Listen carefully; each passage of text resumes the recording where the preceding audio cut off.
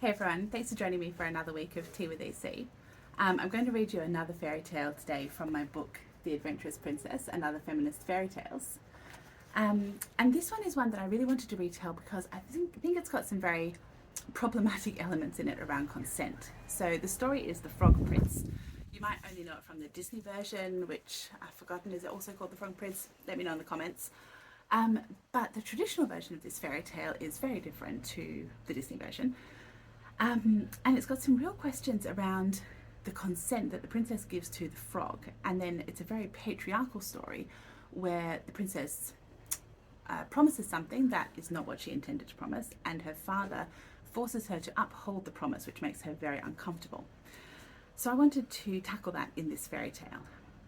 And it's interesting because some versions of the fairy tale are fairly innocent in terms of the frog just wants to sleep on the princess's pillow.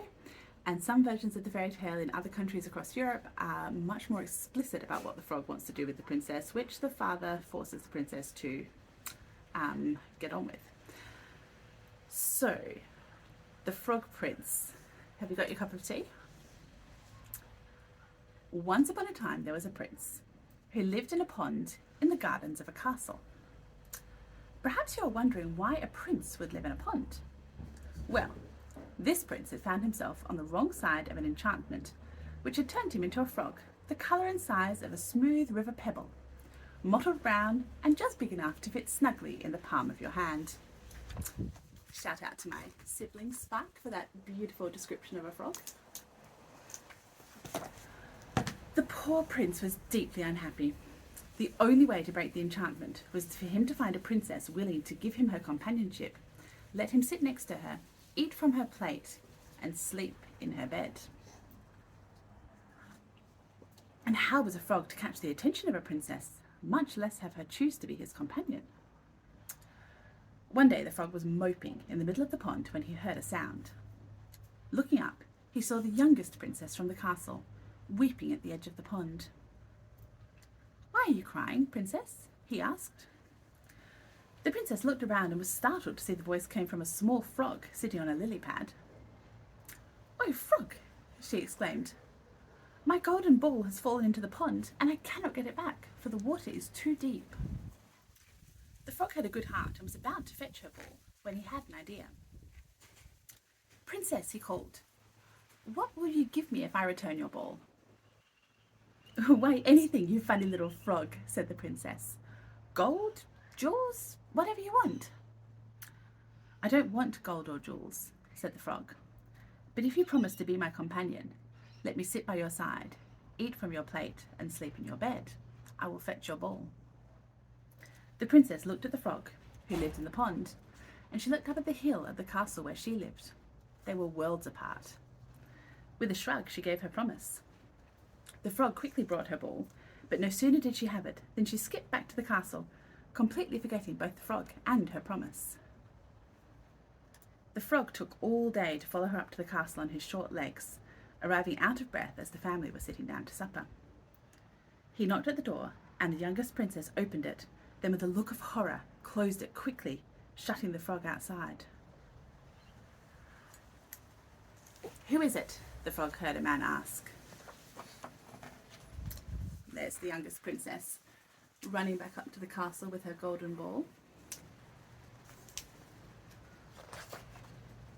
"Oh, father, it's a frog," cried the princess.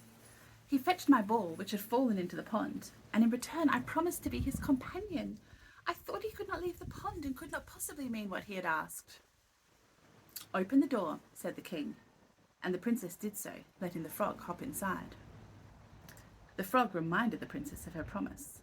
She was clearly uncomfortable at the idea of being his companion, but when the king heard what she had promised, he commanded that she put the frog by her on the table and feed him from her plate. Eventually the frog grew tired and asked that the princess take him to her bed to sleep. The young princess began to cry, for she did not want to sleep beside a cold, slimy frog. The king felt uneasy, but he told his daughter that promises were important and must not be broken. At this, the queen stood up.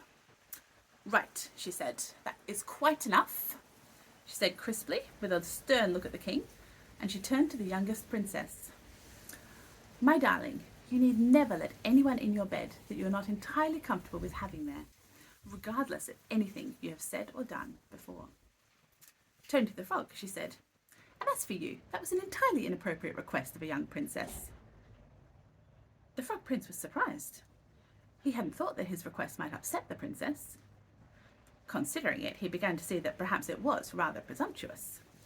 In fact, he realised that only he knew that if all had gone according to plan, the princess would have woken up with a prince in her bed instead of a frog, and he began to feel very awkward indeed. The middle princess noticed that the frog was feeling a little self-conscious. Why do you want a princess for a friend, Mr. Frog? She asked. Why not a lizard, or a fish, or another frog? Well, you see, you'd never believe me, said the frog. Try us, countered the oldest princess. And here you can see the three princesses talking to the frog.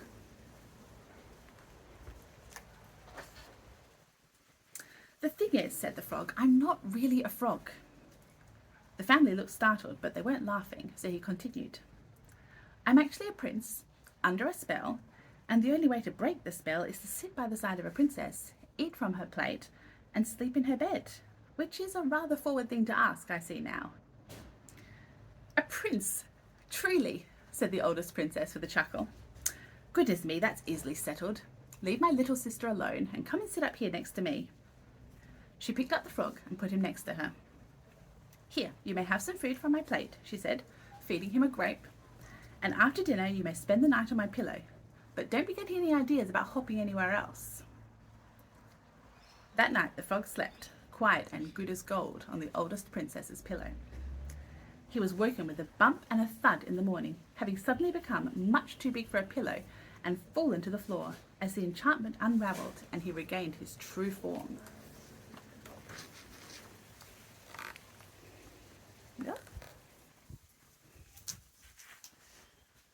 The prince leapt to his feet with a shout of joy, which immediately woke the princess, who looked at him in astonishment. He leapt about the room, jumping up to touch the ceiling, laughing and hugging the startled princess. All the noise brought the rest of the family, who stood in the doorway, speechless. The prince hugged each of them, stopping in between to look at his own hands and feet in wonder. Eventually the king gave the prince a hearty pat on the back. Well, well, he said. Well, well, well. A fine feast was held for the prince, and he was given new clothes and a horse with which to travel to his own land, for his own family were no doubt missing him greatly. The princesses teased him about embroidery enchantments on the journey home, and the prince promised to write to them. Then he swung onto his horse, laughing with delight that he was now once again as tall as a horse, and galloped for home. It's got rather froggy legs still, I think. Thank you for joining me for that fairy tale. As always, if you want to catch up on other fairy tales in the book or get ahead of next week's fairy tale, which I'll give you a clue about on Tuesday, you can send me a message to get a copy of the book or check out my website at Erin-Claire.com. Thank you for joining me. I'll see you for more Tea with AC next week. Bye everyone.